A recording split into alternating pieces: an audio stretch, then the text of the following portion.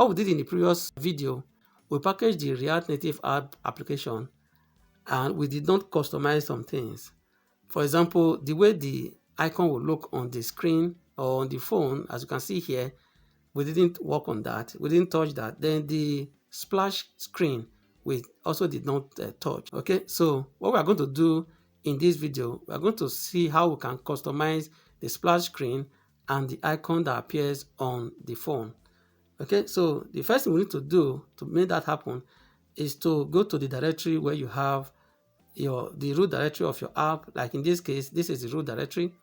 Okay, so here look for a file called app.json. That is app with the small letter app.json. So you see where you have name, then change that whatever you have there to a name you want to call it. Like this one, instead of having underscore or dash in between, I'll just say QR code suit. Okay, so that will be the name that will appear on the screen of the phone. So once you have done that, you save it. So now we need to change the icons. So if you open the asset folder, look at all these images here. So what we need to do is to replace them with your preferred image. Now in this case, I've already prepared these ones. I'll just paste them to replace all of them. So now notice or take note of the size. See, this one is 1024. All the other three are 1024. The small one, the fifth icon, is 48 px or pixels. Okay, so once you have done that, come back to the root folder and open terminal, as you can see. So once you are here, so we need to just update what we had before. Like I said, this is a continuation of what we have done before. The first thing you need to do here is to log in. So EAS, then login. Then now it's saying that I've already logged in, which is correct. Then it's just saying if I want to continue and say yes. But for some reason, it's asking me to log in. No problem, so I'll just log in. Then once I've logged in like this, then I have this. So you can now see that I have logged in. So here we now enter just what we did before. So we need to create the APK file. So EAS build -p Android profile new profile preview. But there's a problem. The problem is that I made changes to the slug, that's to the slug. So I have to go back there. That was an error on my part. Sorry about that. So I have to come back here now. So change this one to what we had before. Okay, that what was used to push this before. So it needs to have the same name because it couldn't resolve it.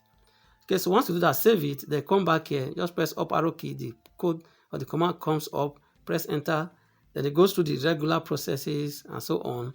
Then it comes up like this, then and it is generated. Now note that it takes time because I'm using the free version of the platform.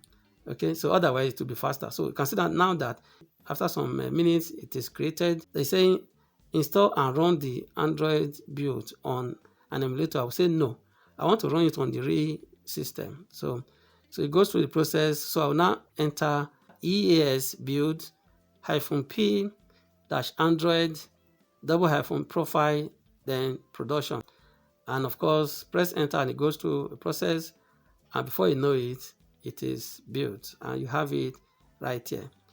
Then come back to the web platform, that is to the Expo dev.dev.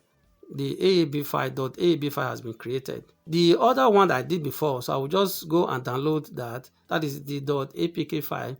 I'll just go and download it so I can actually test it out before I push this to the App Store. And so download and install it on the phone. So now, so the previous one we had the default icon on the phone, as you can see, and the splash screen is also that of the Expo platform. Okay, so now what we are going to do is to install this new one so that I can see the difference.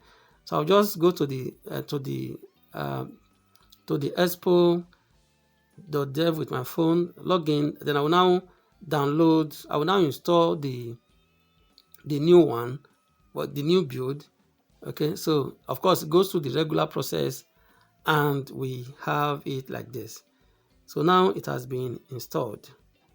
So now If you go to the, so now it has been installed. Now if you look at it carefully, you see that, look at it here, you can see that the icon I gave it, which we did earlier, has been now replacing the previous one. Okay, you can also see that it has a splash screen now based on what I wanted it to do, and everything still works very nice, as you can see. So with time, I'm going to do another video illustrating how to push your app to Google Play Store. So stay tuned for that. I hope this helps you. Don't forget to subscribe to this channel if you have not done so already. Like the video and share it. Thank you for watching. See you in another video.